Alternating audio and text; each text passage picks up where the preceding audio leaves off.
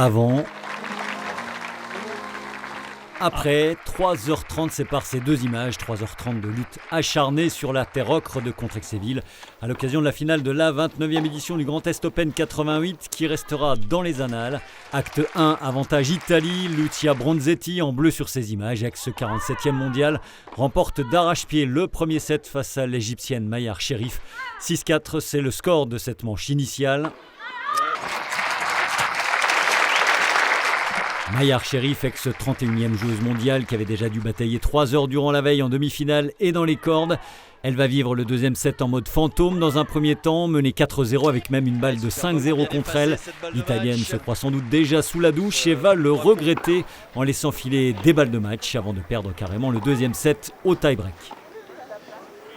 Oh, quel amorti pour finir ce deuxième set, remporté par Mayar Sherif qui revient de nulle part. Un set partout, on change de tenue de part et d'autre et après bien des péripéties et 10 balles de match au total, Lucia Bronzetti finit enfin par s'imposer.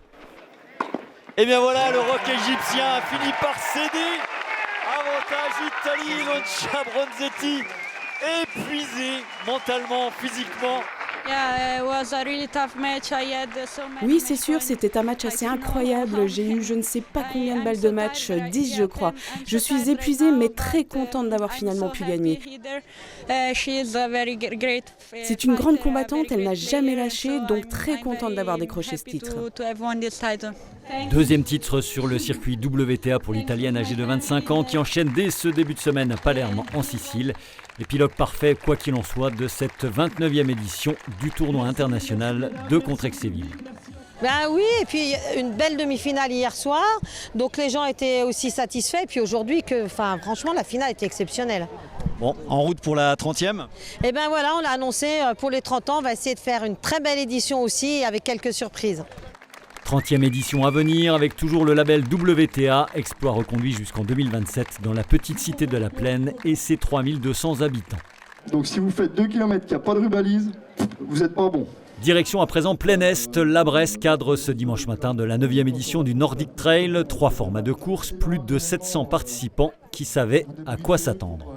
Ouais, c'est quand même 1000 de dénivelé, donc ça va piquer. Mais on est là pour ça. Puis le trail c'est convivial, c'est familial, donc c'est tout que du bonheur. Le dénivelé annoncé sur une distance entre 8 et 15 km, ça peut paraître un peu déroutant, mais bon, on est effectivement là pour en baver un petit peu et puis surtout se faire plaisir. Ouais. Nous sommes ici au départ du 20 km, l'un des 3 formats proposés donc. Sur le plus long, le 40 bornes, la victoire est revenue au Saulx-sur-Yon Lambert Clément et à Lucie Matt. Dans des conditions, vous le voyez, idéales, pas de précipitation et des températures parfaites pour ce type d'effort. Sur la distance intermédiaire, c'est l'Alsacien Pierre-Louis Haas, ici à l'image, qui s'est imposé devant le sociétaire de l'ACHM Joseph Maurice. Sa camarade de club Cyrielle Patenot, elle coupe la ligne d'arrivée à la première place du classement féminin. Franchement, c'est super bien. Je ne pouvais pas rêver mieux.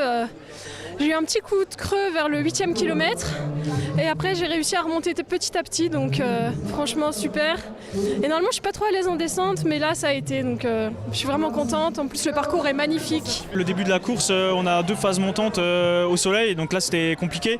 J'avais le Vosgien là, je sais pas comment il s'appelle, qui était juste derrière moi, donc on a un peu couru ensemble. Ensuite on traverse la route, puis on monte l'autre côté, plutôt côté forêt, et donc là c'est plus ombragé et là c'est plus humide, mais c'est là que j'ai fait la différence, quoi.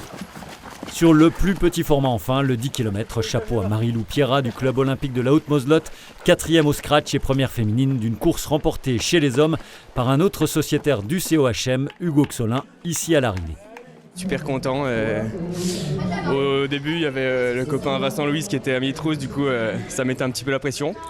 Et puis après, dès que c'était roulant, j'ai déroulé et puis ça s'est bien passé jusqu'au bout. Donc j'étais content d'avoir un petit peu d'avance sur la descente à la fin, puisque c'est quand même assez dangereux, ça descend assez fort.